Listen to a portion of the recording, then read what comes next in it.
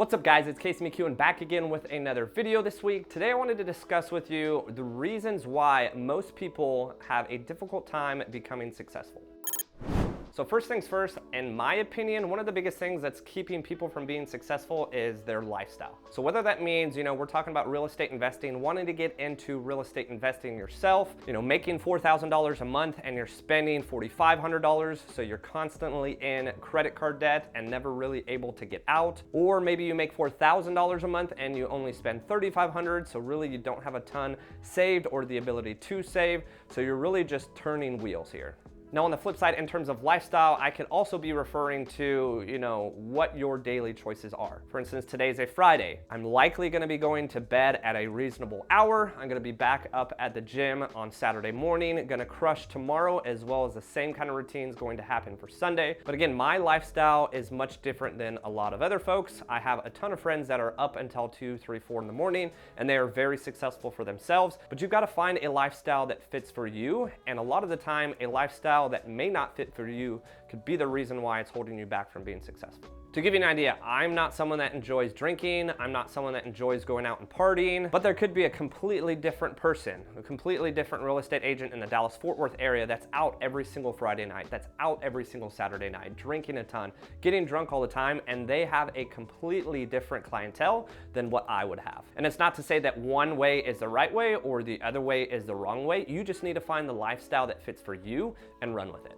Now, the next one that I have for you guys is timing. And I'm gonna give you kind of a story here because it dates back about 4 or 5 years. In 2017, I moved to the Dallas-Fort Worth area and got a teaching job. That's actually when I got licensed as well as a real estate agent, kind of started building my business. A lot of my student athletes saw that I was reading books. They also saw that I had my real estate license and was really trying to build up my real estate business. Lo and behold, a couple months later, I guess maybe 4 to 6 months later, I decided to give notice to teaching, or the actual school district I worked for, to quit teaching, finish up the year, but not come back the following year, when in reality I was probably wanting to teach for 3 to 5 years. But this story actually comes full circle. About 4 to 5 years later, just the other week, I had an individual that was a freshman at the time and was in my math class as well as my wrestling team.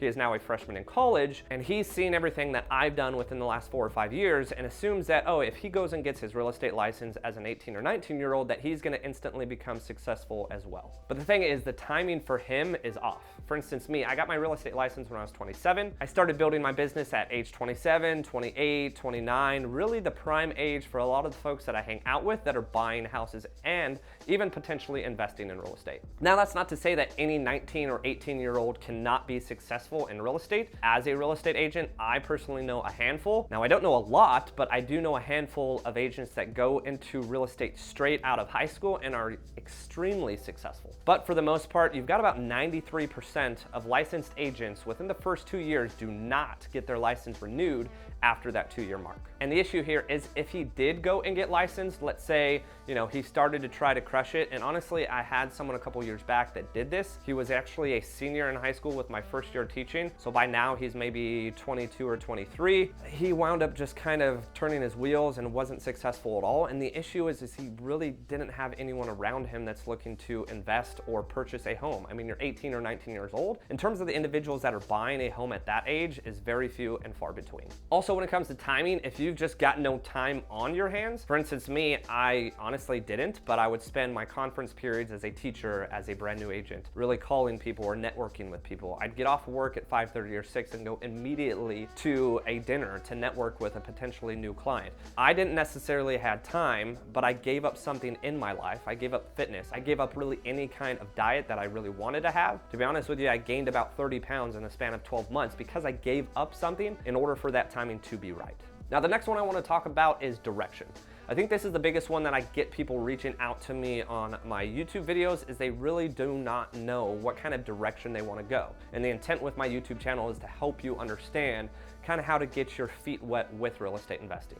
Now, there's definitely not one right or wrong way when it comes to your direction. Everyone's kind of story is different. Mine started with a duplex, then single family, then fourplex, then building my own primary house, to buying another single family, to selling one of my single families. That doesn't mean that you guys have to do that same kind of direction to be successful. For you, it could be just buying a single family house. I have a good friend that now has 3 properties. He's never bought a multifamily home. It doesn't mean he's not successful. It means he just chose a different path. He started with a single family and then he moved to the other side of town into another single family, and now he's living in a primary residence. Those 2 single family homes have turned into long-term rentals for himself, and he's actually in the midst of purchasing a short-term rental. For instance, myself, I have a private Airbnb inside of my primary house, but I don't have a true short-term rental. I'm in the midst of trying to purchase a short-term rental in Colorado, but that's a whole different story. Again, our 2 paths and directions that we decided to take, completely different, but still both of us are extremely successful when it comes to real estate investing. Now, another thing when it comes to direction, a lot of people get tied up in understanding, okay, I've got the direction I want to go, and they seem so set on that one direction that any kind of alternate direction is not for them. Now, when I got into real estate investing, I was in San Antonio. I didn't fully understand a lot. I didn't really have a mentor. I didn't really have a real estate agent that educated me the right way to attack in the right direction. I went under contract on 4 separate homes. They were, single families with an ADU, which is an accessory dwelling unit, or a potential duplex. Another was just a single family I wanted to rent out rooms. Well, lo and behold, I didn't purchase any of those and I wasted thousands of dollars. But the learning curve that took place with those 4 kind of trial and errors led me to a very successful first purchase when I moved to Dallas. So really, when it comes to direction, get an idea of what you want to do, but if another opportunity comes about that makes sense, don't be tied to one set direction. Just know what your intention is and go forth with it. Now, the last one that I'm going to talk about today is probably the biggest one just for people in general, in terms of entrepreneurs or wannabe entrepreneurs or individuals that are wanting to start their own business. And I guess you probably have an idea what that is, and that's fear. Now, I'm gonna give you guys a story here. About 5 years ago, I told my entire family that I was going to get a dog. Now, what they told me at that point was I wasn't ready for a dog. I'm not gonna be able to handle it. I kind of got scared whether or not that kind of commitment was for me. Now we fast forward 5 years and that dog is literally my life. And honestly, Rika is probably the best dog that I could have ever hoped for. I actually wound up getting another dog, and the second dog is more difficult than my first dog. So something that I was so scared about, and even the closest people to me told me that I can't do, wound up being one of the biggest and best decisions I've made in my life. Now, to relate that to real estate, the same thing happened when I moved to Dallas. I decided to get my real estate license, and within 6 to 9 months, I was like, you know what? I'm gonna leave teaching. It took me 4 years to get a bachelor's in mathematics, took me another 2 years to get a master's in education, 6 years of school, a ton of money, or technically really not a ton of money because I used my post 9/11 GI Bill with the Marines in terms of the time of service that I spent. But at the end of the day, really anyone spending 6 years in school, that's a ton of time and a ton of money. But I decided to leave that after only 2 years of teaching to completely open up a real estate business, really not knowing what would come. Now, before I did this, I actually talked to my sister. My sister is a good friend of mine. We're close. She owns her own law firm. She's a family attorney, and she's done very well for herself over the last 10 to 15 years, passing law school, starting her own business, working for an individual before starting her own business. And she really told me at the end of the day, like, real estate is hard. Real estate is not something that a lot of people are successful in. But at the end of the day, I had the motivation and the drive to put in the amount of work at the end of the day that really overcame that fear. And honestly, a lot of the doubts that I've had from people in my past, whether it be, my family regarding getting a first dog, or whether it was my sister's doubts for me, opening up my own real estate company, I use those doubts from other people to become successful and put in the work to really, at the end of the day, reap the rewards. Now, there are a ton of different things that could be holding entrepreneurs or individuals back from being successful. These are just 4 of the biggest reasons I think that a lot of you that are watching these videos of mine on YouTube could be the reasons why they're holding you back from being successful. Now, if there's something else that is holding you back from being successful, I'd love to talk to you.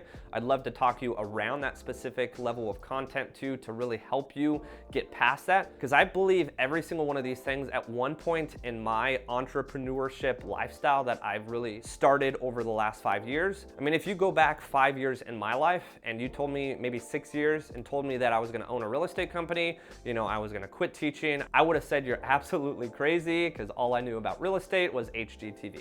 But fast forward to now, I even have videos, even just 2 years ago, at a real estate convention of me being very timid, just kind of a newer real estate agent, not being entirely confident, kind of being scared to grow a team. Well, fast forward to today, and I am very happy with where I'm in my life and my business. So at the end of the day, guys, if any of these issues are an issue in your life in terms of, keeping you from wanting to invest in real estate, to potentially start, a business of your own, it doesn't necessarily have to be real estate oriented. If you have a niche, or if you have something that's doing great on the side, you just don't have more time to commit to it and you're kind of scared to jump into it full time, I'd love to talk to you, see if it makes sense for you to do so. I can hopefully kind of guide you in that direction of what makes most sense. For me, it was teaching for that first full year. Technically, it was my second year, but getting done with that calendar year and then jumping into real estate full time is what made most sense for me. Now, again, going back to direction, it doesn't necessarily have one set direction for every single person. Everyone's direction is going to be a little bit different,